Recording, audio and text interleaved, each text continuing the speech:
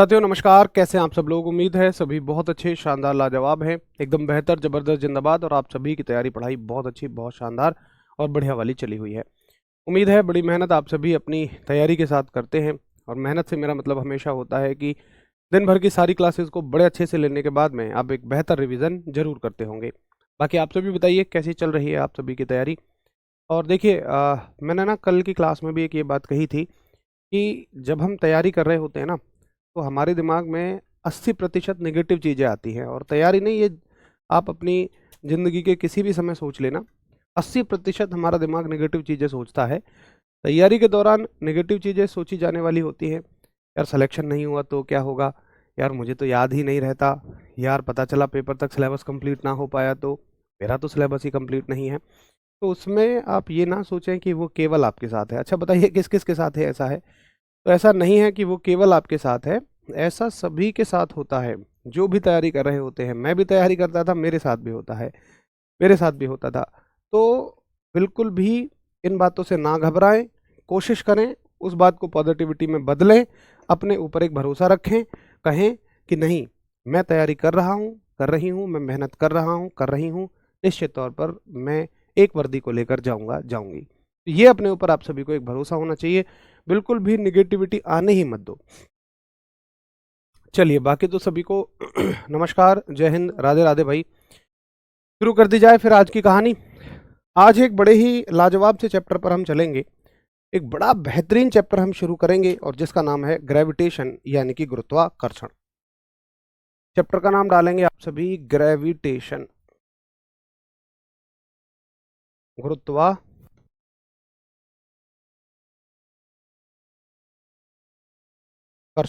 देखिए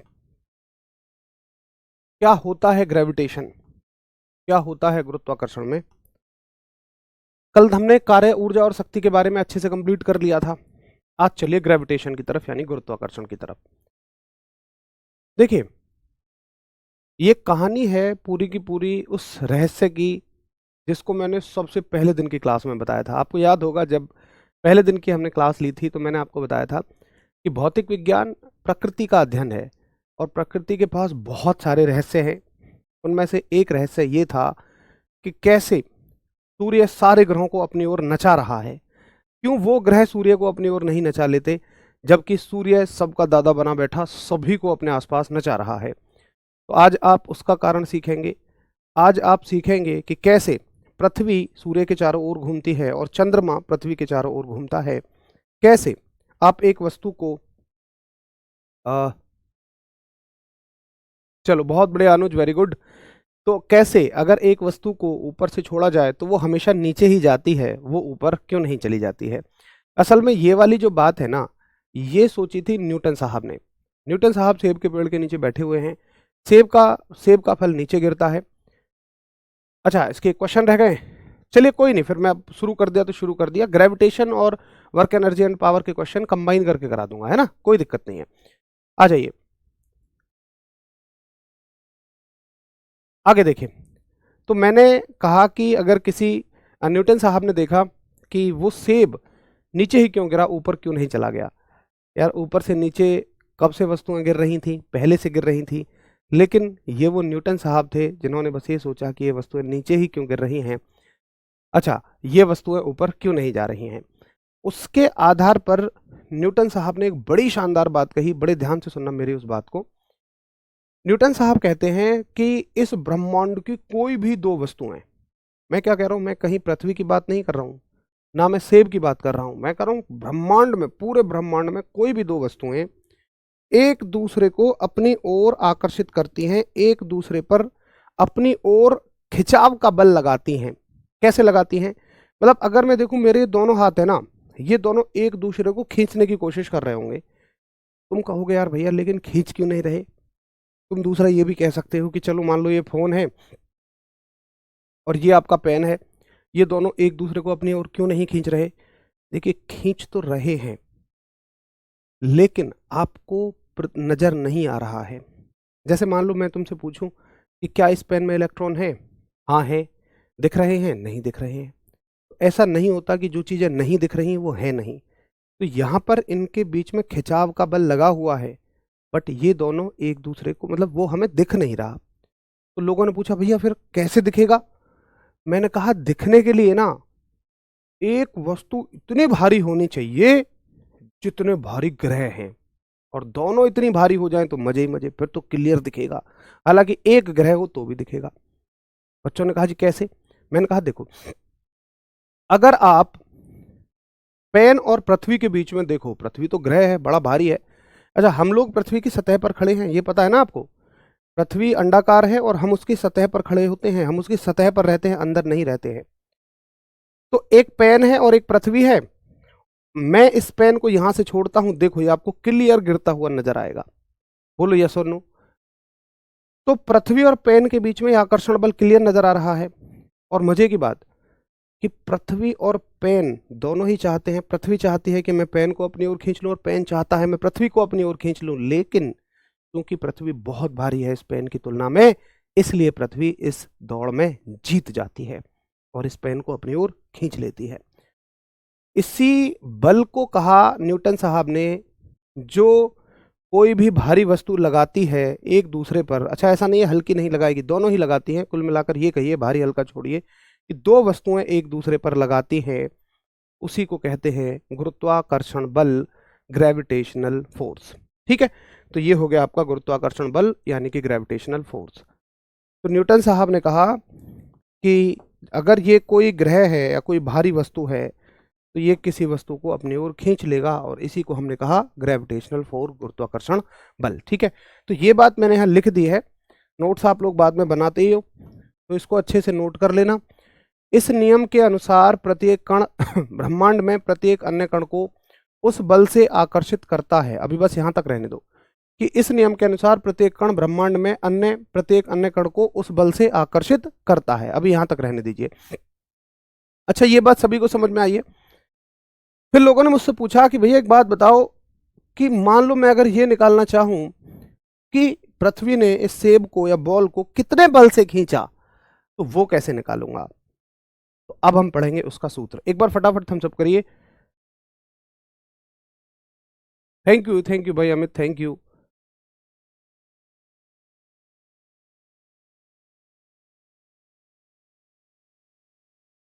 अगर आप साथ में नोट करते हैं, इसको बाद में नोट कर लेना है ना, जो चीजें मैं आपको पीडीएफ की फॉर्म में पढ़ाऊं उसको आप थोड़ी जगह छोड़ के बाद में नोट कर लिया करूंगा।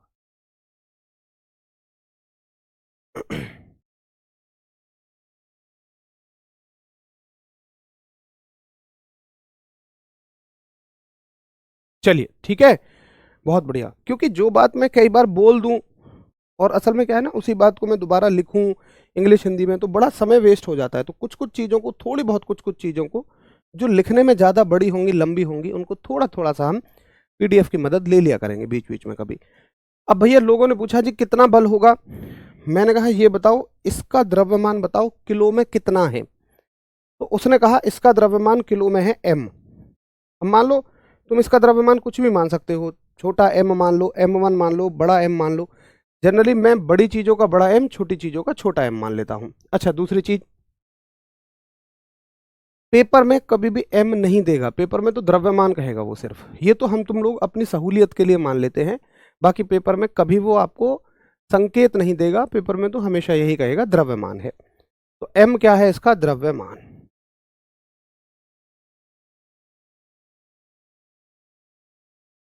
m है द्रव्यमान यानी कि मास, और इसका द्रव्यमान मान लेते हैं स्मॉल m। ठीक, और इनके बीच की जो सेंटर से सेंटर तक की दूरी है, ये दूरी, इसको मान लेते हैं r। केंद्र से केंद्र तक की जो दूरी है उसको हमने क्या मान लिया? r। तो न्यूटन साहब ने एक बात कही, इनके बीच लगने वाले बल के लिए एक सूत्र दिया, और सूत्र था बड़ा जी दोनों द्रव्यमानों की गुणा और दूरी का स्क्वायर। ये सूत्र कहाँ से आया, इस बात से कभी कोई सवाल नहीं बनता, लेकिन इस सूत्र को बोलोगे कैसे, इस बात से जरूर सवाल बन जाता है। अभी आप बड़े जी को थोड़ी देर के लिए होल्ड कर दो, इसको मैं बाद में बताऊंगा क्या होता है। और अब तक तो आप अनुक्रमानुपाती, व्युत्क्रमानुपाती, समानुपाती, इनवर्सली प्रोपोर्शनल, डायरेक्टली प्रोपोर्शनल कहना सीख गए होंगे। एक बार ईमानदारी के साथ दिल बनाकर भेजना जो इस फॉर्मूले को परिभाषा में लिख पाए। मैं बता रहा हूं कैसे लिखना है। मैं कह रहा हूं कि बल जो है वो पेपर में ये बात बोलता है कि बल जो है वो दोनों द्रव्यमानों के गुणनफल के समानुपाती होता है या कहो अनुक्रमानुपाती होता है। Product of mass is directly proportional to the force. हालांकि ये बात मैं पहले भी बता चुका हूं, फिर भी मैं फिर दोबारा बता रहा हूं। देखिए, जो सामने लिखे होते हैं वो होते हैं समानुपाती या अनुक्रमानुपाती यानी डायरेक्टली प्रोपोर्शनल। यानी कि बल जो है द्रव्यमानों के गुणनफल के समानुपाती होता है। Force is directly proportional to product of the mass. और जो नीचे लिखे होते हैं इस सूत्र के वो व्युत्क्रमानुपाती होते हैं, इनवर्सली प्रोपोर्शनल होते हैं। तो बल इनवर्सली प्रोपोर्शनल होता है, व्युत्क्रमानुपाती होता है दूरी के वर्ग के। ये दो बातें आपको पेपर में पूछेगा कि बताइए गुरुत्वाकर्षण नियम के लिए सत्य क्या है, कि बल द्रव्यमानों के गुणनफल के समानुपाती होता है, या बल द्रव्यमानों के गुणनफल पर निर्भर नहीं करता, या बल द्रव्यमानों के गुणनफल के व्युत्क्रमानुपाती होता है, या बल दूरी के वर्ग के समानुपाती होता है। तो 4 स्टेटमेंट देगा, उनमें से एक सही होगा। ठीक, तो ये बात मैंने यहां लिखी कि बल जो है कैसा होता है, बल उनके द्रव्यमानों के गुणनफल के समानुपाती और उनके बीच की दूरी के वर्ग के व्युत्क्रमानुपाती होता है। Force is proportional to the product of their mass and inversely proportional to the square of the distance between them. अभी बड़े जी की भी बात करेंगे। एक बार बताइए, हाँ जी मुझे समझ में आ गया है बड़े अच्छे से। और आप इतना ही फॉर्मूला पढ़ो, एक काम करो इसको हटा ही दो, ये कंफ्यूज ही बाकी करेगा। इसको हमने हटा दिया और केवल हम कितना पढ़ रहे हैं, ये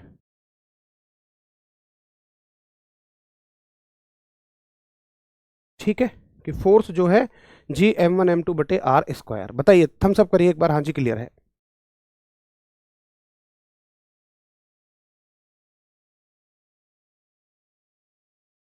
हाँ बिल्कुल नहीं गिरेगी भाई मोहम्मद भाई।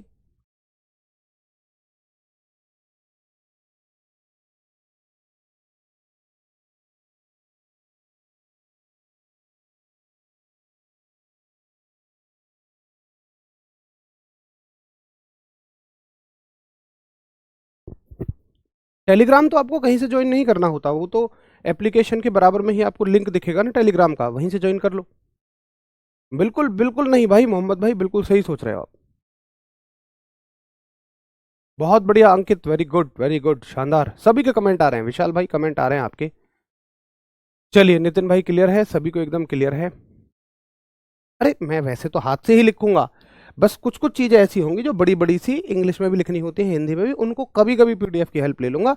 बाकी मैं ज्यादातर चीजें हाथ से ही लिखूंगा, मजा नहीं आता है। ठीक है, मैं समझता हूँ उस बात को, हाथ से लिखने पर ज्यादा समझ में आता है, कोई बात नहीं, हाथ से ही लिखूंगा मैं। अभी बस इतना बताइए कि हाँ जी ठीक है, ये परिभाषा मुझे अच्छे से समझ में आ गई है। अब चलते हैं कि ये बड़ा जी क्या बवाल है। तो देखिए जो बड़ा जी है ना ये क्या है, असल में ये न्यूटन साहब ने नहीं दिया था, और इसके बगैर सूत्र कंप्लीट नहीं होता। तो न्यूटन साहब का सूत्र कंप्लीट नहीं हो रहा था, उन्हें चाहिए था एक नियतांक। ज्यादातर फॉर्मूलों में नियतांक आने से ही फॉर्मूले पूरे होते हैं, कांस्टेंट आने से ही सूत्र पूरे होते हैं। अब न्यूटन भैया उदास बैठे हैं, उनके एक दोस्त हैं हेनरी कैवेंडिश साहब। उन्होंने कही, अरे न्यूटन क्या हुआ भाई। न्यूटन साहब ने कहा, यार एक बहुत बड़ी खोज की है। अच्छा पता है मजे की बात, कि ये गुरुत्वाकर्षण ऐसी खोज नहीं है कि जो बस पहली बार में न्यूटन साहब के दिमाग में आई। ये खोज तो सालों से चली आ रही थी, सौयों साल पहले से चली आ रही थी। आप गैलीलियो साहब उठाओ, कोपरनिकस साहब उठाओ, केपलर साहब उठाओ, सब ने इसके बारे में कुछ कुछ खोज की थी, लेकिन कोई भी ना 100% सटीक रिजल्ट नहीं दे पाया था। और उन्हीं का थोड़ा थोड़ा सा डेटा लेकर न्यूटन साहब ने इस खोज को आगे बढ़ाकर अंजाम दिया था, चोरी वोरी करके नहीं दिया था। अरे जब कोई इंसान चला ही गया इस दुनिया से, वो खुद कह रहा है अपने शिष्य से, केपलर साहब के शिष्य थे न्यूटन साहब, केपलर साहब ने खुद कहा था न्यूटन जी से कि ये मैंने आज तक की रिसर्च की है और मुझे तुझ में तेरे ऊपर भरोसा है, तो मुझे थोड़ा सा तीव्र बुद्धि का लगता है, इससे पढ़कर कोई कंक्लूजन निकाल लेना। तो न्यूटन साहब ने कहा हेनरी कैवेंडिश साहब से कि यार मेरे गुरुजी ने कही थी और मेरे गुरुजी की बात भी मैं पूरी नहीं कर पा रहा हूँ। एक सूत्र निकाला है मैंने गुरुत्वाकर्षण का, लेकिन उसे पूरा नहीं कर पा रहा हूँ। तो कैवेंडिश साहब ने कहा, क्या हुआ, कि मुझे एक नियतांक नहीं मिल रहा। तो कैवेंडिश साहब ने कहा, ले भाई ये नियतांक है, इसे लगा ले और तेरा सूत्र हो जाएगा पूरा। तो ये नियतांक हेनरी कैवेंडिश साहब ने दिया, और इस नियतांक को हम बोलते हैं सार्वत्रिक गुरुत्वाकर्षण नियतांक। चूंकि ये गुरुत्वाकर्षण से संबंधित है, चूंकि ये ग्रेविटेशन से रिलेटेड है, चूंकि ये गुरुत्वाकर्षण से संबंधित है, इसलिए इसको बोलते हैं गुरुत्वाकर्षण नियतांक, ग्रेविटेशनल कांस्टेंट। अब सार्वत्रिक क्यों बोला जाता है इसे, खाली नियतांक क्यों नहीं बोल देते हो? देखिए, नियतांक दो तरह के मिलेंगे आपको पूरी भौतिक विज्ञान में। एक नियतांक ऐसे होंगे जो शर्तों की मोहब्बत करेंगे, यानी कि वो शर्तों पे नियतांक होंगे, वो कहीं नियतांक होंगे कहीं नहीं होंगे। और एक नियतांक ऐसे होंगे, नियतांक का मतलब जानते हो, नियत अंक, तोड़ के देखो ना, नियत अंक, ऐसा अंक जो हमेशा नियत रहे। नियत का मतलब हमेशा एक जैसा रहे, कभी भी ना बदले। तो कुछ नियतांक तो ऐसे होंगे कि कुछ जगहों पर नियतांक रहेंगे और कुछ जगहों पर बदल जाएंगे। लेकिन गुरुत्वाकर्षण ऐसा नियतांक है कि ये कभी भी नहीं बदलेगा, कभी भी नहीं का मतलब कभी भी नहीं बदलेगा। पूरे ब्रह्मांड में कहीं भी चले जाओ तुम, चंद्रमा, पृथ्वी, आकाश पाताल, कहीं चले जाओ, वस्तुओं के बीच में हवा है, पानी है, कुछ भी भर दो, ये कभी भी नहीं बदलेगा। तो ऐसे नियतांकों को कहते हैं सार्वत्रिक, यानी जो सर्वत्र समान है, पूरे ब्रह्मांड में समान है। यूनिवर्सल का मतलब क्या होता है? थ्रू आउट यूनिवर्स सेम है, तो इसको बोलते हैं यूनिवर्सल ग्रेविटेशनल कांस्टेंट। और सवाल आता है यूनिवर्सल ग्रेविटेशनल कांस्टेंट से, तो हेडिंग डालेंगे जी, यानी कि यूनिवर्सल ग्रेविटेशनल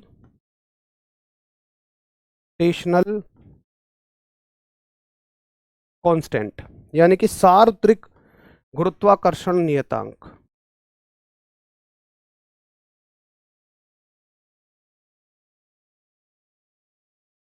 सार्वत्रिक गुरुत्वाकर्षण नियतांक। अच्छा, इसको इधर ही लिख लेता हूं ना, थोड़ी जगह बच जाएगी। और ये हो गया भाई अपना दोस्त कैपिटल जी, ठीक है जी, ये हो गया बड़ा जी। अब सवाल आता है कि बड़े जी की खोज किसने की, तो लिखेंगे बड़े जी की खोज करने वाले वैज्ञानिक हैं हेनरी कैवेंडिश साहब, न्यूटन साहब नहीं है, हेनरी कैवेंडिश। ठीक, सवाल आएगा इसका मान कितना होता है, इसकी वैल्यू कितनी होती है, तो वैल्यू होती है 6.67 गुणा 10 की पावर -11। मात्रक न्यूटन, मीटर की पावर 2, किलोग्राम की पावर 2। कई बार वो इसको ऐसे भी लिख देगा, किलोग्राम को ऊपर ले जाएगा और किलोग्राम की पावर -2 कह देगा। ठीक है, दूसरा सवाल है। तीसरी बात देखिए, सवाल आएगा क्या इसका मान कहीं बदलता है, कभी भी नहीं। और पता है, ये लाइन तो शायद लिखनी ही नहीं चाहिए, क्योंकि जब हमने कह दिया सार्वत्रिक उसके सामने लग गया, यार मान लो एक राजा है, तुम कहो राजा साहब थोड़ी बहुत ताकतवर हो, तो राजा को गुस्सा आएगा, राजा कहेगा यार मैं राजा हूं यार, इसीलिए तो मैं राजा हूं क्योंकि मैं ताकतवर हूं और ये मुझसे यही बात पूछ रहा है, तो इसको भी गुस्सा आ जाता है यूनिवर्सल ग्रेविटेशनल कांस्टेंट को, जब हम ये कहते हैं इसका मान कभी नहीं बदलता। ये कहता है यार मेरे नाम के सामने यूनिवर्सल लगा ही इसलिए है, तो आप कहोगे इसका मान कभी नहीं बदलता, इसका मान कभी नहीं बदलता।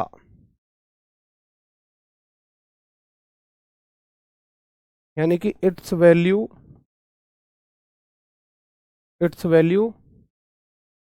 नेवर चेंजेस, इसकी वैल्यू कभी भी नहीं बदलती है, इसका मान कभी भी नहीं बदलता है। करिए जी एक बार हम सब, हाँ जी मुझे समझ में आ गई हैं ये तीनों बातें, बिल्कुल हो जाएगा भाई विवेक भाई, बिल्कुल हो जाएगा, निश्चिंत रहिए।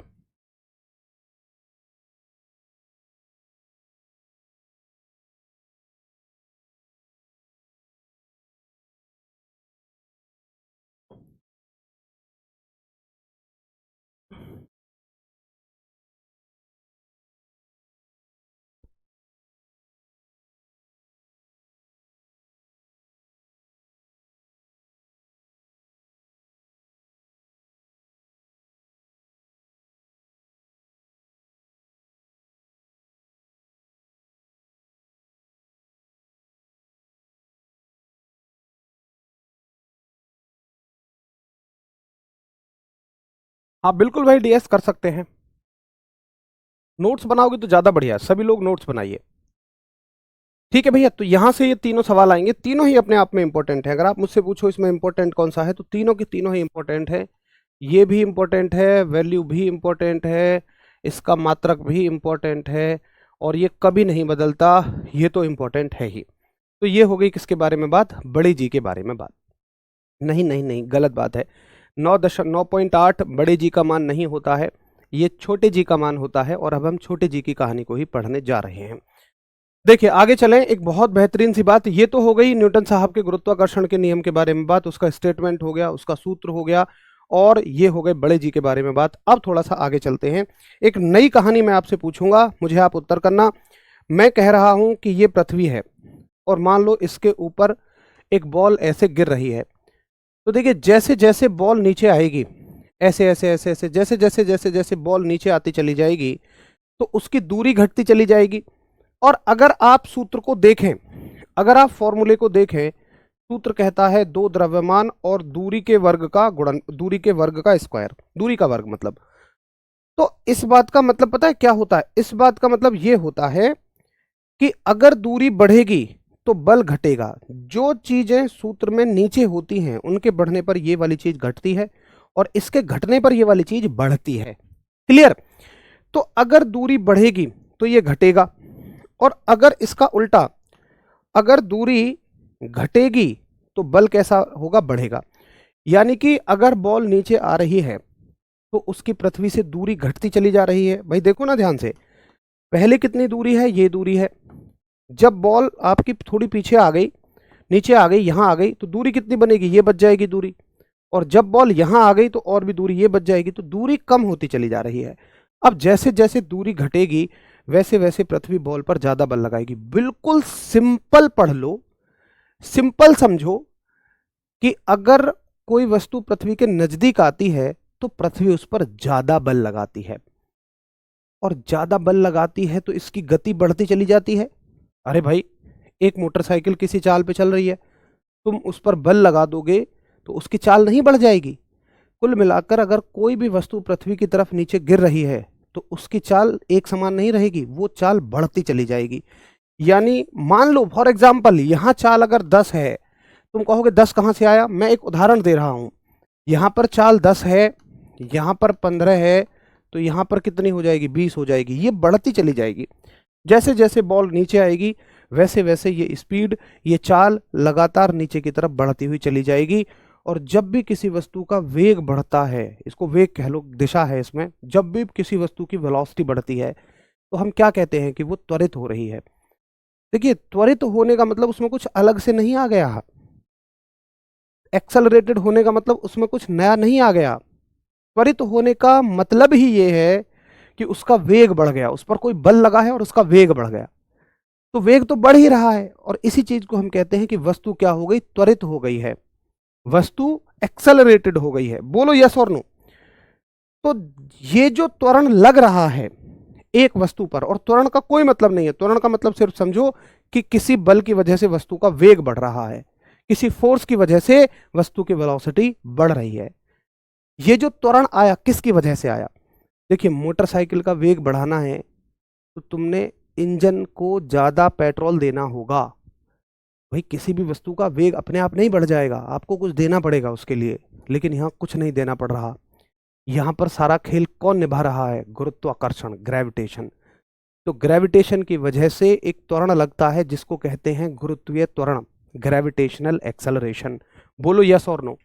तो जो यहाँ पर त्वरण लगता है हम उसको क्या बोलते हैं? कि भाई चूंकि ये गुरुत्वाकर्षण की वजह से लग रहा है इसलिए इसका नाम हो जाएगा ग्रेविटेशनल एक्सेलरेशन, गुरुत्वीय त्वरण,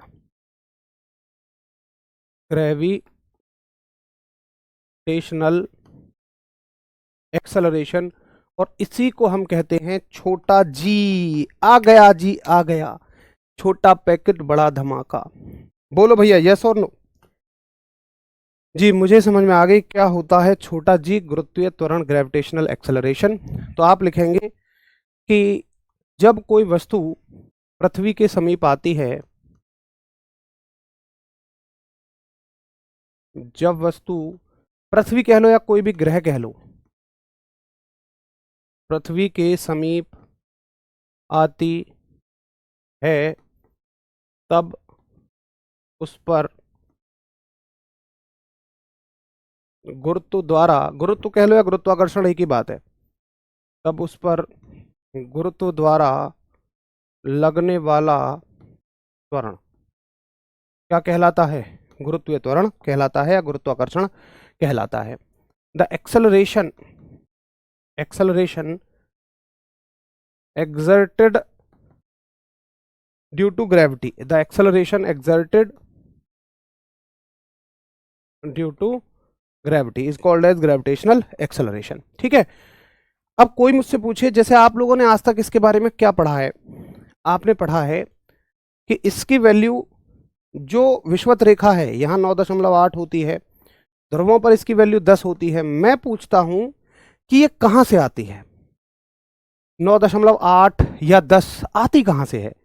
अगर मैं तुमसे सूत्र पूछने लगूं, और पेपर में पूछा जाता है आजकल, अब वो जमाने चले गए कि जब इतना आसान सवाल बनता था कि बता दो विषुवत रेखा पर जी का मान कितना होता है या ध्रुवों पर जी का मान कितना होता है। अब वो जमाने नहीं है भैया, अब तो सूत्र पूछता है, भैया ग्लोब ला दो कहीं।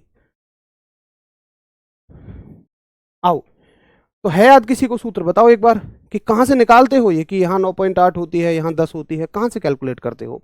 आइए मैं आपको बताऊं। देखो, मैं मान के चलता हूं कि अभी ये बॉल मान लो यहां है, यहां पर ये बॉल है, और इसमें मान लेते हैं ग्रह का द्रव्यमान m है, बॉल का द्रव्यमान छोटा m है, दूरी r है। तो बल क्या लगेगा? फोर्स का फॉर्मूला क्या होगा इनके बीच में? बल का सूत्र होगा बड़ा जी दोनों द्रव्यमानों की गुणा और दूरी का वर्ग, यही तो होगा। अब देखिए, जो बल लग रहा है, लग तो दोनों पर रहा है, लेकिन चल कौन सी वस्तु रही है? तो चल रही है बॉल, और बॉल में ही तो त्वरण आ रहा है, एक्सेलरेशन आ रहा है। अगर आपको याद हो, सदियों पुरानी बात है, हमने पढ़ा था न्यूटन साहब का दूसरा नियम, और वो कहता था F बराबर ma कहता था। तो इसके लिए अगर ये नीचे की तरफ आ रही है, अच्छा चलो मैं इस एरो को उल्टा कर दूंगा, थोड़ा आपको लगेगा कि नीचे की तरफ आ रही है, तो अगर आप इस पर F बराबर ma लगाओगे, F बराबर m ये हो गया, और a क्या है? हाँ g है। a क्या होता था वहां? त्वरण, उसका काम कौन करेगा? g। अब कोई ये कहे कि भैया मुझे F बराबर m में ही नहीं पता, तो भैया जी आप फिर पीछे से क्लास लो, सही से शुरू से क्लास लो, सारी चीज़ों को पढ़ो। इसीलिए मैं कहता हूँ रिवीजन करके आया करो। फिजिक्स में पिछले चैप्टरों के सारे कंसेप्ट कहीं भी इस्तेमाल हो सकते हैं, इसलिए आपको हर पल तैयार होकर बैठना पड़ेगा। तो फॉर्मूला था F बराबर m में, और a की जगह हम यहाँ क्या लिख देंगे? g लिख देंगे। मतलब मैं F की जगह क्या लिख सकता हूँ? mg लिख सकता हूँ। तो mg बराबर हो गया आपका g m गुणा m बटे r का स्क्वायर। m से m कट जाएगा, ये बचेगा g बराबर जी एम बटे आर का स्क्वायर। बोलो यस और नो। ये एक फॉर्मूला हमें यहाँ मिल गया कि स्मॉल जी बराबर कैपिटल जी एम बटे आर का स्क्वायर, और यही वो सूत्र है जिससे आप जी का मान निकालते हो, 9.8 या 10 निकालते हो। अब सुनो एग्जैक्ट तुम इस सूत्र को कैसे पढ़ते हो। तुम ऐसे पढ़ते हो कि ये जो बॉल है ना, हम ये मानते हैं कि जो आप वैल्यू पढ़ते हो ना 9.8 या 10, आप ये मानते हो कि ये बिल्कुल पृथ्वी के तल पर रखी हुई है। मतलब जैसे ये पृथ्वी है, तो हम कहाँ रहते हैं पता है ना आपको? हम यहाँ रहते हैं, इसके सरफेस पर रहते हैं। जितने सारे देश हैं इसकी सतह पर है। जैसे अपना भारतवर्ष जो है वो एक सेकेंड, नहीं नहीं नहीं नहीं, हाँ ये अपना भारतवर्ष है यहाँ। तो भारत में हम यहाँ पर रहते हैं। अब भारत के बीचों बीच से जो लाइन जाती है, अगर तुमने ज्योग्राफी में कभी पढ़ा हो, ये वाली जो लाइन है जो बीचों बीच से जा रही है, इसको बोलते हैं विषुवत रेखा, यानी कि इक्वेटर। और ये जो देश हैं, यानी भारत का सबसे टॉप का जो पॉइंट है, ये वाला और सबसे नीचे वाला, इसको बोलते हैं हम पोल, यानी कि ध्रुव। तो हम यही तो पढ़ते हैं कि इक्वेटर पे इतनी, पोल पे इतनी, वो सारी चीजें इसमें सीखेंगे कैसे कहाँ से क्या आती हैं। तो हम ये मानते हैं कि वस्तु जो है ना बिल्कुल पृथ्वी के तल पर रखी हुई है। अगर वस्तु पृथ्वी के तल पर रखी हुई है तो एक बात बताओ, फिर दूरी कितनी बचेगी? फिर तो दूरी इतनी सी बचेगी। और पता है ये क्या है? अगर यहाँ से यहाँ तक की दूरी देखो तो ये पृथ्वी की त्रिज्या है। अगर पृथ्वी की त्रिज्या को आप देखो यहाँ से यहाँ तक की, तो ये होती है 6400000 इतने मीटर की। ये वस्तु कितने मीटर की होगी? ये वस्तु 0.001 मीटर की होगी। तो वस्तु की दूरी को हम हटा लेते हैं क्योंकि उससे कोई बहुत बड़ा फर्क नहीं पड़ता। वो पृथ्वी की त्रिज्या की तुलना में बहुत छोटी है, और हम जो दूरी मान लेते हैं वो केवल पृथ्वी की त्रिज्या के बराबर ही मान लेते हैं कि भाई इसी दूरी को आप ले लो बस, जो कि होती है 6, मतलब इकाई, दहाई, सैकड़ा, हजार, 10,000, लाख, 10,00,000, 6,40,000 मीटर, या इसको तुम बोल देते हो किलोमीटर में। किलोमीटर में बदलोगे तो 3 जीरो चली जाएंगी, 6400 किलोमीटर। पृथ्वी की त्रिज्या होती है 6,400 किलोमीटर। ठीक है, अच्छा ये यहाँ इतनी होती है, यहाँ और भी अलग होगी। अगर यहाँ देखोगे या यहाँ देखोगे तो ये ज़्यादा होगी। तो आप जो वैल्यू निकालते हो ना, यहाँ निकालो या आप यहाँ निकालते हो, तो आप क्या करते हो, हम इन वैल्यूज को पुट कर लेते हैं। भाई देखो, जी तो सबके लिए सेम रहेगा। एम क्या है, पृथ्वी का द्रव्यमान। भाई पृथ्वी का द्रव्यमान भी चाहे वस्तु यहाँ रखी हो चाहे यहाँ रखी हो, सबके लिए समान रहेगा। केवल क्या बदलेगा, आर बदलेगा। तो आर बदलता है। अब इसको मैं बड़ा आर लिख देता हूं, आप समझ गए होंगे क्यों। अब इसको मैं आर लिख देता हूं। अब केवल और केवल स्मॉल जी की वैल्यू किस पे डिपेंड करेगी, आर पे, क्योंकि इसके लिए एम और जी तो सेम रहेंगे ना, इसलिए वैल्यू 9.8 और 10 आती है, अलग अलग आती है, क्योंकि आर की वैल्यू अलग अलग होती है। वो हम आगे और अच्छे से समझेंगे। पहले बस इतना समझो कि ये वो सूत्र है जिसकी मदद से आप कहीं पर भी जी की वैल्यू निकाल सकते हो। आप तो केवल 2 जगह जी की वैल्यू पढ़ते हो। आप तो केवल, अच्छा सॉरी, मैंने वो केवल भारत के लिए बता दी थी, वो पूरी पृथ्वी के लिए होती है, सॉरी। मतलब आप किसी भी जगह पर जी की वैल्यू निकाल सकते हो। आप जो केवल पढ़ते हो ना, आप पढ़ते हो जी 9.8 हो जाएगी, यहां केवल इन देशों में पढ़ते हो जो पृथ्वी के बीचों बीच में है, इन देशों में, जहां से भी ये मेरी उंगली जा रही होगी उन देशों में, या इन देशों में पढ़ते हो। इनमें 10 होती है, यहां और यहां आर्कटिक और अंटार्कटिका पे 10 होती है, बाकी विषुवत रेखा पे 9.8 होती है। लेकिन इस सूत्र की मदद से आप कहीं पे भी निकाल सकते हो, यहां भी निकाल सकते हो, यहां भी निकाल सकते हो, यहां के देशों में भी निकाल सकते हो, यहां के देशों में भी निकाल सकते हो। अब आपको समझ में आया कि छोटे जी का सूत्र क्या होता है। एक बार फटाफट थम्स अप करो, हाँ जी भैया ठीक है, मुझे बात समझ में आ गई है, क्या होता है स्मॉल जी का फॉर्मूला। एक बार फटाफट थम्स अप करें सभी। भाई रसल बाबू रिवीजन पे ज्यादा फोकस करिए, है ना, रिवीजन ज्यादा करिए, ज्यादा जरूरी है। कोई दिक्कत नहीं अंकित भाई, कोई दिक्कत नहीं है, मैंने वीडियो में बना दिया है ऑलरेडी, वीडियो में बता दिया है। जो बच्चे पेपर देंगे वो आर्मी की तैयारी कर रहे हैं, किसी भी एग्जाम की तैयारी कर रहे हैं, फॉर्म भर सकते हैं। आर्मी में अपियरिंग मांगा जाता है, कोई दिक्कत नहीं है। ठीक है बढ़िया। अच्छा अब मुझे एक बात बताओ कि क्या इस जी के सूत्र में वस्तु का कुछ भी आ रहा है? ना तो वस्तु का द्रव्यमान आ रहा है किलोग्राम में, ना ही वस्तु का आकार आ रहा है, ना ही उसकी कोई त्रिज्या आ रही है। तो वस्तु का तो कुछ भी नहीं लिया जा रहा है यहाँ, यानी कि छोटे जी का मान पृथ्वी की सतह पर रखी हर तरह की वस्तु के लिए सेम रहेगा। मतलब अगर मान लो यहां पर आप एक बहुत भारी रॉकेट को रख दो, या आप एक हल्के से पंख को रख दो, पक्षी के पंख को, तो दोनों के लिए यहां पर मान समान होगा, बस जगह मत बदलो। जगह अगर समान है तो वस्तु भारी है हल्की है, मान कैसा रहेगा, समान रहेगा। ठीक है, ये डायरेक्टली याद रखने की बात है। आर कैसे आए ये डायरेक्टली याद रखो। पृथ्वी की त्रिज्या है, पृथ्वी की त्रिज्या 6,400 किलोमीटर होती है, सीधा याद रखना है। तो आपको याद रखना है कि स्मॉल जी का जो मान है, ये लिखेंगे स्मॉल जी का मान, स्मॉल जी का मान वस्तु के आकार, आकृति, द्रव्यमान, आकार आकृति द्रव्यमान पर निर्भर नहीं करता। ठीक, यानी कि अगर कोई हल्की वस्तु हो या भारी वस्तु हो, उनके लिए जी की वैल्यू कैसी रहेगी, सेम रहेगी। Value of G does not depends upon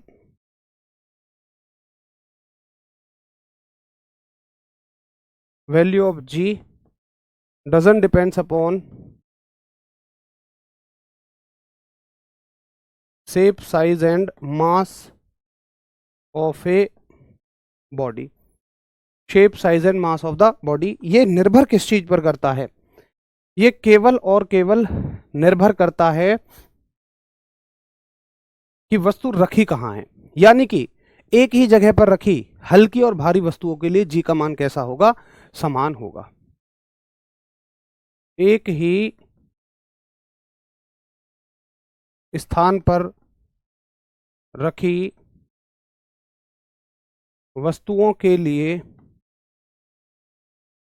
एक ही स्थान पर रखी वस्तुओं के लिए जी का मान समान होगा। एक ही स्थान पर रखी वस्तुओं के लिए जी की वैल्यू इंग्लिश वाले कैसी होगी? सेम होगी। तो ये कहानी जो है आज सारी की सारी किसके बारे में रही है? एक तो हमने गुरुत्वाकर्षण के कंसेप्ट को पढ़ा है, उसके अलावा हमने पढ़ा बड़ा जी क्या है, उसके अलावा हमने पढ़ा छोटा जी क्या है, और छोटे जी का मान कहाँ कहाँ समान होता है। अब देखिए, मेरा एक प्रश्न आपसे है कि चलिए ये तो बात सही है कि अगर किसी एक जगह पर एक हल्की या भारी वस्तु रखी है तो छोटे जी का मान समान होगा, लेकिन अगर ये जगह ही बदल जाए, यानी कि मान लो एक बॉल है जो अभी यहाँ रखी है, वो कुछ गुरुत्वीय त्वरण महसूस कर रही है, अगर उसको आप यहाँ ले आओ, यहाँ ले आओ, तो क्या जी का मान बदलेगा? आप बताइए, यस और नो। अगर मैं उस वस्तु को उठाऊं, उस बॉल को, और चंद्रमा पर ले जाऊं, तो क्या बदलेगा उस बात में? उस बात में ग्रह का द्रव्यमान बदल जाएगा, क्योंकि पृथ्वी और चंद्रमा का द्रव्यमान समान नहीं है, तो ये वैल्यू बदल जाएगी। उसके अलावा अगर हम, पृथ्वी कुछ गति से गति कर रही है, पृथ्वी अपने अक्ष पर घूमती रहती है ना किसी गति से, अगर उस गति को बढ़ा दें या उस गति को घटा दें, तो क्या छोटे जी का मान बदल जाएगा? क्या अगर हम उस वस्तु को पृथ्वी की सतह से ऊपर ले जाएं या गड्ढा खोद के जमीन में अंदर ले जाएं, तो क्या जी का मान बदल जाएगा? तो भाई जी का मान हर तरह से बदलेगा। जी का मान जितनी भी मैंने स्थितियां बताई हैं सभी में बदलेगा, और ये पूरी एक क्लास का काम है ये समझाना कि जी का मान हर जगह बदलेगा। तो इस बारे में हम कल शुरुआत करेंगे कि कहाँ कहाँ और कैसे कैसे स्मॉल जी का मान बदलता है, कहाँ पर घटेगा, कहाँ पर बढ़ेगा, कहाँ पर जीरो होगा, कितना जीरो होगा, बहुत सारे छोटे छोटे फैक्ट है। तो ये चैप्टर ना बहुत बड़ा चैप्टर नहीं है, बड़ा लिमिटेड सा चैप्टर है, छोटे छोटे से इसमें कंसेप्ट हैं, लेकिन आप देखो हर एक लाइन इसकी इंपॉर्टेंट है। मतलब कई बार मैं ये कह रहा होता हूँ आपसे किसी चैप्टर में कि ये इंपॉर्टेंट नहीं है, लेकिन आगे चूंकि जो चीज़ें इंपॉर्टेंट हैं उनको समझने के लिए इसकी ज़रूरत पड़ेगी, इसलिए हम पढ़ रहे हैं। लेकिन यहाँ कुछ भी ऐसा नहीं है, यहाँ हर एक चीज़ बड़ी इंपॉर्टेंट है। चलिए, तो उम्मीद है आज की बात आपको समझ में आ गई होंगी, और अच्छे से आप सभी इसे बढ़िया बेहतर तरीके से रिवाइज करके आइएगा, बढ़िया तरह से चीज़ों को समझ के आइएगा, क्योंकि कल जो भी चीज़ें चलेंगी वो यहीं से शुरुआत करूंगा। मैं हाथ जोड़कर भैया निवेदन करता हूं कि इस फॉर्मूले को तो आप अच्छे से समझ के आइएगा कल, मतलब आपको ये याद होना चाहिए कल। जब हम कल मिलें तो आपको ये सूत्र, ये फॉर्मूला अच्छे से याद होना चाहिए। बार बार ये ना पूछें आप कि ये कहाँ से आया। यहीं से हम शुरुआत करेंगे कल से, जी बराबर GM/r²। चलिए, बहुत बढ़िया, आपसे पढ़कर मेरे दोस्त का सिलेक्शन हो गया, वेरी गुड भाई, थैंक यू। अपने दोस्त को मेरी तरफ से बहुत सारी शुभकामनाएं दीजिएगा। ठीक है, तो इतना आप रिवाइज करके आइएगा, और फिर हम लोग, हाँ इसका मात्रक जरूर सुन लो, बहुत बढ़िया बात याद दिलाई है। वैसे तो देखो ये त्वरण ही तो है, और त्वरण का मात्रक क्या होता है? मीटर पर सेकंड स्क्वायर ही होता है।